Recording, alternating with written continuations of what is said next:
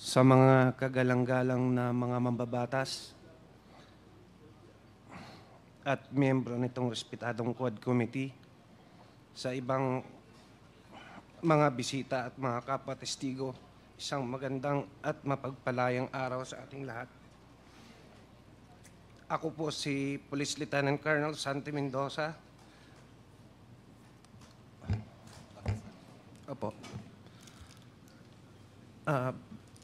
Isang PNP member at kasalukuyang assigned sa PNP Drug Enforcement Group. Una sa lahat, nais kong pasalamatan ang mga miyembro ng committee ito at ako'y pinagbigyan ng pagkakataon para mabigyang linaw ang mga issue at insidente kung saan lumabas ang aking pangalan kasama ang dating matataas na opisyal ng PNP. Nais kong ilahad sa komiting ito ang katotohanan at mga detalye patungkol sa naturang operasyon para malinis ang pangalan ng mga taong gustong idawit ng mga taong totoong may kagagawan. Ako po ay isang alagad ng batas. Matapat kong ginampanan ang aking tungkulin na walang pag-alinlangan at handang isakripisyo ang aking buhay para lang gampanan ang tungkuling iaata sa akin ng mga nakakataas sa akin. Nais ko pong ipaalam sa kumiting ito na may mga lumapit na po sa akin na mga mataas na opisyal at ma-influensyang tao at ipilit akong pinalalagda ng isang preparadong sinumpaang salaysay para idiin at idawit ang mga dating opisyal ng PNP at para mailayo ang isyu sa mga totoong tao na nag-utos sa akin para gawin ang masabi ko na ngayon at mali at mapanlinlang na kautusan. Ako po ngayon ay voluntaryong magbibigay ng aking nalalaman at ilalahad ang aking naging partisipasyon sa isang pangyayari sa aking pagkakaalam ay bahagi ng aking tungkulin bilang isang tagasugpo ng salot ng ating lipunan, ang iligal na droga.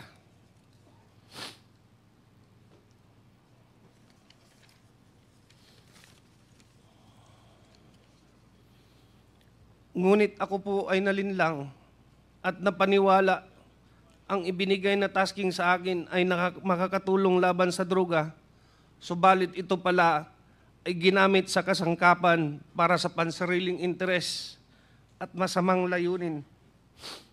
Ang paghahayag kong ito ay maglalagay sa panganib hindi lamang sa aking buhay, kundi kasama din ng aking pamilya. Subalit ako ay may tungkulin na iwasto ang aking naging pagkukulang dahil ako ay nalinlang kaya't panindigan at haharapin ko kung anuman ang kahantungan ng aking paglalahad ng katotohanan kahit ito ay maging katumbas ng aking buhay. Sana po sa aking paglabas at pagsabi ng totoo ay maibsan ang hinagpis at mabigyan ng hustisya si Attorney Wesley Barayuga at linisin ang pangalan ng mga taong idinawit lamang dito at panagutin ng tunay na may kasalanan. Sa panguli, taos-puso po akong humingi ng patawad sa mga taong naapektuhan ng pangyayaring ito, lalong-lalo na po sa pamilya Barayuga na naulila dahil sa maling gawa at panlilinlang ng taong may kinalaman nito. Mr. Chair, may I read my affidavit? Go ahead. Sige lang. Ako po si Police Lieutenant Colonel Santi Mendoza, nasa tamang edad, isang Pilipino nagtatrabaho sa PNP Drug Enforcement Group Headquarters, Camp Brigadier General Rafael T. Crami, Quezon City. Matapos manumpa alinsunod sa batas, ay nagsasaad ng mga sumusunod. Ako ay aktibong miyembro ng Philippine National Police na may ranggong Police Lieutenant Colonel. Ako ay kasulukuyang naka-assign sa PNP Drug Enforcement Group Headquarters.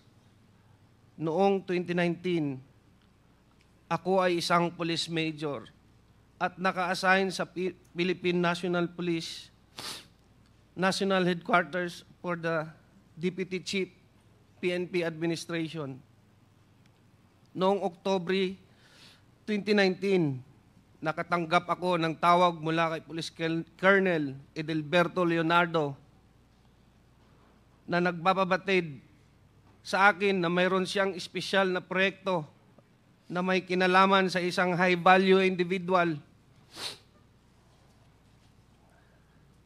Sangkot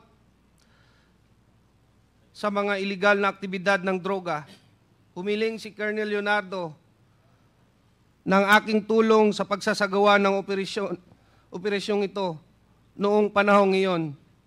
Nagatubili ako at sinabi sa kanya na kailangan ko munang pag-isipan bago ko tanggapin ang trabahong yun. Sa kabila ng aking pag-alinlangan, iginiit ni Police Colonel Leonardo na kailangan kong maging handa kapag ibinigay na niya ang go signal kaugnay ng nasabing operasyon. Sinabi pa niya na ang pagsasagawa ng proyektong ito ang magdidikta sa direksyon ng aking karera bilang isang pulis. Noong Pebrero 2020, muling nagpaluap si Police Colonel Leonardo at nagbigay ng karagdagang detalye kabilang ang pangalan ng target na kanyang tinutukoy bilang isang Wesley Barayuga, na nalaman ko siya ay kalihim ng Philippine Charity Sweepstakes Office. Noong panahong iyon, binigyan din niya ako ng sinopsis na naglalarawan sa umano'y pagkakasangkot nito sa iligal na droga. Matapos matanggap ang impormasyon, sinabi ko kay Sir Leonardo na dahil isang opisyal ng gobyerno ang target, mahalaga na magsagawa ako ng sarili kong verifikasyon. Ngunit sinabi niya na hindi na kinakailangan dahil ang utos ay mula kay GM Garma,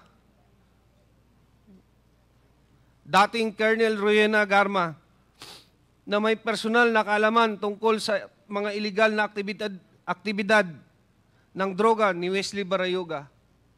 Sa kabila ng aking pag-aalinlangan na tanggapin ang utos na ito, sa kadahilanang isang opisyal ng gobyerno ang aming target, ako ay napilitan na lang na sumang-ayon at sumunod dahil ang utos ay mula sa nakakataas na opisyal at upperclassman ko na si Colonel Leonardo, at ang utos ay galing mismo sa isang opisyal ng gabinete ni Ma'am Rowena Garma. Sa personal na aspeto, nag-aalala ko ano ang maaaring mangyari sa aking karera bilang isang pulis at higit sa lahat sa aking buhay, pamilya, kung tatanggapin ko at tatanggi ako, usundin ang utos. Matapos tanggapin ang assignment, pinasimulan ko ang paghahanda para sa proyekto, kabilang ang pag-recruit ng isang angkop na tao para isagawa. Kinausap ko si Nelson Mariano, na kilala kong may network kaugnay sa ganitong klaseng operasyon. Dahil siya ang aking dating informant sa mga personalidad ng droga at binigyan ko siya ng paunang detalye ng proyekto. Gayunpaman, bago maisakatuparan ang anumang aksyon, dumating ang COVID-19 pandemic na nagresulta ng pagpapatupad ng mahigpit na lockdown sa National Capital Region na nagpahirap upang maipagpatuloy ang operasyon noong panahong iyon. Sarado ang mga tanggapan ng gobyerno at limitado ang galaw ng mga tao, kaya mahirap masubaybayan o masundan ang target. Matapos lumuwag ang mga lockdown measures at restriction, muling nakipag-ugnayan sa akin si Colonel Leonardo noong Hunyo 2020 at binigyan din ang kahalagahan ng proyekto, lalo na't matagal na ang lumipas mula sa kanyang paunang utos. Sa kanyang panghihikayat, sumang-ayon ako na muling kausapin si Nelson Mariano upang alamin kung nakahanap na siya ng taong angkop sa itinakdang gawain. Nakumbinsi ko si Nelson Mariano na lumahok sa operasyon base sa intelligence report na tinanggap namin mula kay Police Colonel Leonardo, na siya namang nakuha niya mula kay Ma'am Garma. Nagsasaad na si Wesley Barayuga ay sangkot sa mga iligal na aktibidad ng droga. Sinabi rin ni Police Colonel Leonardo na may isang taong nagngangalang Tox ang makikipag-ugnayan sa akin at magbibigay ng karagdagang impormasyon tungkol sa target. Ang nasabing Tox, ayon kay Police Colonel Leonardo, ay isang bata ni Ma'am Garma mula sa CIDG. Matapos makatanggap ng tawag mula kay Tox, sinabi ko sa kanya, mag-coordinate siya sa aking middleman na si Nelson Mariano, na siyang magbibigay ng impormasyon sa designated hitman. Sinabi ni Nelson Mariano sa akin na nakahanap na siya ng hitman at nagngangalang Luloy. Sinabi niya na maasahan si Luloy at kayang tapusin ang ibinigay na gawain. Sinabi ko kay Nelson na makipag-ugnayan sa kanya, si Tox, na magbibigay ng detalye tungkol sa target. Pinayuhan ko siya na mag-ingat at magkita na lang kami muli pagkatapos ng proyekto upang ibigay ang bayad na manggagaling kay Police Colonel Leonardo. Noong Hulyo 30, 2020, muling tumawag si Colonel Leonardo at ipinaalam sa akin na ang target na si Wesley Barayuga ay nasa PCSO at maari na naming isagawa ang operasyon. Ipinadala niya sa akin ang larawan ni Wesley Barayuga habang ito ay nasa conference meeting sa loob ng PCSO. Sinabi ni Colonel Leonardo na ang larawan ni Wesley Barayuga ay kinuha at ipinadala sa kanya ni Ma'am Garma. Sinabi rin ni Colonel Leonardo na hindi kami mahihirapan sa pagsasagawa ng operasyon dahil nag-issue na si Ma'am Garma ng isang service vehicle para gamitin ni Wesley Barayuga at binigay sa akin ang description at plate number ng sasakyan.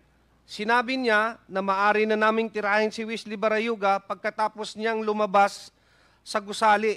Ipinasa ko ang lahat ng impormasyong ito kay Nelson Mariano. Matapos na matagumpay na naisagawa ang operasyon, ipinaalam sa akin ni Police Colonel Leonardo na si Ma'am Garma ay nagbigay ng 300,000 bilang kabayaran para sa aming trabaho. At ito ay iaabot ni Tox sa aking middleman na si Nelson Mariano. At nang magkita kami ni Nelson, inabot niya sa akin ng halagang 40,000 bilang aking bahagi sa kabayaran. Isiginagawa ko ang salaysay na ito upang patunayan ang katotohanan ng mga nabanggit na pangyayari kaugnay sa pagpatay kay Wesley Barayuga na isinagawa sa ilalim ng utos at direktiba nila Police Colonel Edelberto Leonardo at Ma'am Rowena Garma. Bukod dito, ginawa ko ang pahayag na ito ng kusa. Walang anumang pamimilit, panggigipit o anumang uri ng kabayaran, salapi man o kahit anuman, at para sa anumang legal na layunin na maaari nitong paggamitan. Bilang papatotoo, aking nilagdaan ang salaysay na ito noong September 25, 2024 sa lungsod ng Quezon. Congressman Pimentel, go ahead. Mr. Chair, can I proceed with my interpellation? Go ahead, go ahead. Sinabi na naman ni Colonel Mendoza dito sa sinumong sa Mr. Chairman, Alaysay. this, with due respect, Congressman Pimentel, can you play the video, please, before you interpolate, Mr. Chairman?